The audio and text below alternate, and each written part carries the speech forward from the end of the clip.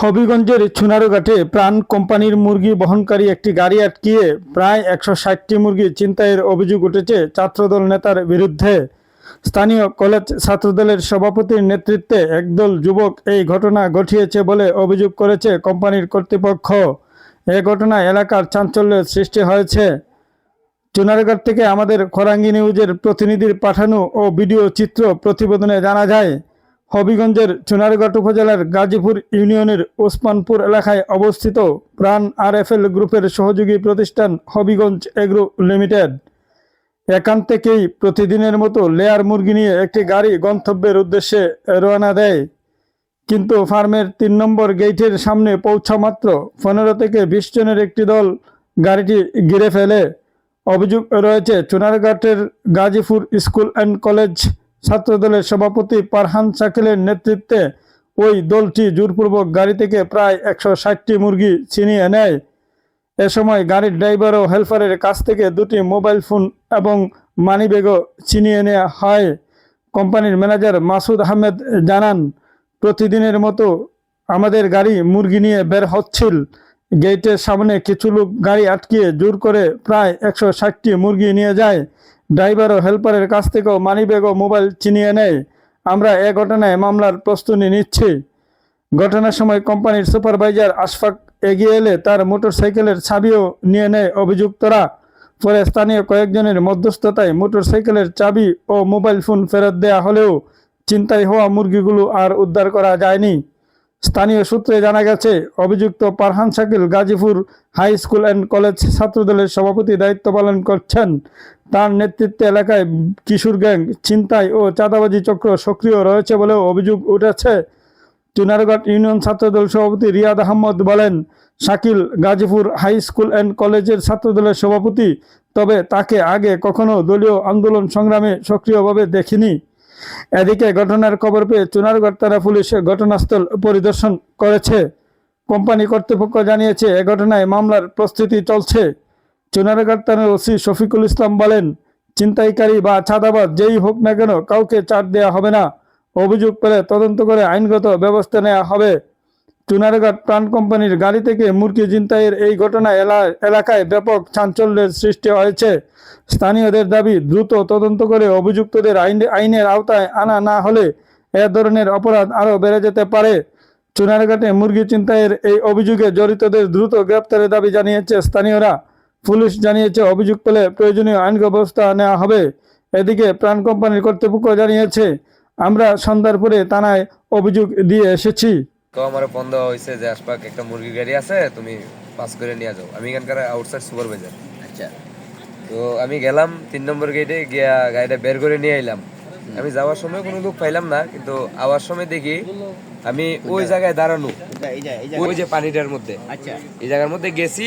আর তারা তারা এই জায়গা থেকে প্রায় ৩ জন নামছে প্রথম লাইন না, আমার গাড়িটারি অফ করছে। অফ করার পরে আর বাকিগুলা ওই দিক দিয়ে পিছন দিক দিয়ে সব এরা প্রায় ১৪-১৫ জন আছিল। ১৪-১৫ জন আছিল। আচ্ছা, তারপরে তারা মুরগির গাড়ি খারাপ হয়, ড্রাইভার হেল্পারের প্রায় অনেকদিন ধরে ওইটা হইতেছে, কিন্তু আমরা ধরতে পারতেছি না মানে কে বা ঘটাইছে। আর আপনারা এই ব্যাপারে কি ব্যবস্থা নিছেন বা আপনাদের এটা কি বলেন তো, অভিযোগটা কি? আসসালামু আলাইকুম। আমি ঘটনাটা ঘটার পরই এর কাছ থেকে শুনতে পারছি যে এরকম একটা ঘটনা ঘটছে। তো আমি তাৎক্ষণিকভাবেই এই পুলিশ প্রশাসনকে জানাইছি যে এরকম আমাদের কোম্পানির পাশ থেকে আমাদের একটা মুরগি বোঝাই গাড়ি থেকে প্রায় ১০০ শতাধিক বলছি। ওই সময় তার আমি নির্দিষ্টভাবে জানতে পারি নাই।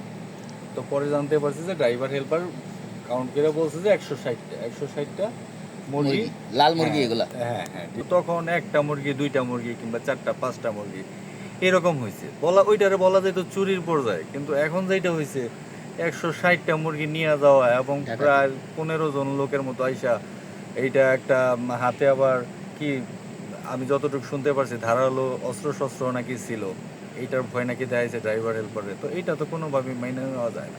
তো আমি সাথেই প্রশাসনে জানাইছি, পুলিশ প্রশাসনে, তারা আবার আমাদেরকে তাৎক্ষণিকভাবে লোক পাঠাইয়া এলাকার কিছু মান্যগণ্য লোকদের সাথেও বসছে রাত্রে প্রায় 2টার পরে 3টা পর্যন্ত। কোনো মুরগি এখন পর্যন্ত কোনো মুরগি উদ্ধার হয়নি। তবে এর মধ্যে থেকে আমরা ওই পুলিশ তাদের অনুযায়ী, তদন্ত অনুযায়ী এবং আমাদের তথ্য অনুযায়ী কয়েকজন লোকের সাথে বসছে, মান্যগণ্য লোক সহ। এর মধ্যে ছিল মান্যগণ্য লোক বলতে আমি বলবো আমাদের লুতু ভাই ছিল, আমাদের মাজু ভাই ছিল, এবং এখানে আরো কয়েকজন সম্মানিত লোক স্থানীয় ছিল। মেম্বার ছিল না? না ম্যাম, মাত্র তো 3টা বাজে, আর ফোন দেয়নি এই কারণে। তো তারা বলল সর্বশেষ যে আজকে আসরের পরে তারা বসবে, বৈশা এটার ব্যাপারে একটা তারা হ্যাঁ, এটা তো সুন্দর। যদি সামাজিকভাবে হয়, প্রত্যেক সমাজেই এটা কাম্য। তো আমরা ঠিক আছে আপনাদের সময় দিয়ে পুলিশ গেলাম। কি পর্যন্ত? না, পুলিশ কেউ গ্রেপ্তার করেনি। তাদের অনুরোধ ক্রমে তারা বললো যে আমরা আসর পর্যন্ত, আজকে আসরের পরে বৈশা মাগরিবের মধ্যে এটা সমাধান ডাকাতের করতে। সাথে সমঝোতা করবেন? হ্যাঁ, না, এলাকার লোকজন মানে যারা ডাকাতি করছে এদের সাথে বসে এটা জানাইবো নাকি? ডাকাতদের সাথে তো না, এলাকার লোকজন যারা আছে, প্লাস যারা কাজটা কি সন্দেহভাজন এলাকার আছে। লোকজনও করছে না বাইরে থেকে আইসা করছে? যেহেতু একটা এলাকাতে এরকম ঘটনা ঘটে এবং 160টা মুরগি যদি বাইরের লোকজন আইসে এরকম করতে চায়, এখানে তো রাস্তা বেশি না, একটাই রাস্তা, তবে সবার সামনে পড়ে যেত এবং ধরা পড়ে যেত বাইরের লোক হলে। কাজে বাইরের লোক হওয়ার সম্ভাবনা আপনারা অভিযোগ দিচ্ছেননি? আমরা অভিযোগ, পুলিশ আসছে, লিখিত অভিযোগ আজকে সন্ধ্যার পরে দেব। সে শ্রাবণ নামে একটা ছেলে, শ্রাবণ, তার বাপের নাম কি? ওর নাম তার জানি, গ্রাম কোথায়? গ্রাম উসমানপুরি। আর কে? আর কে?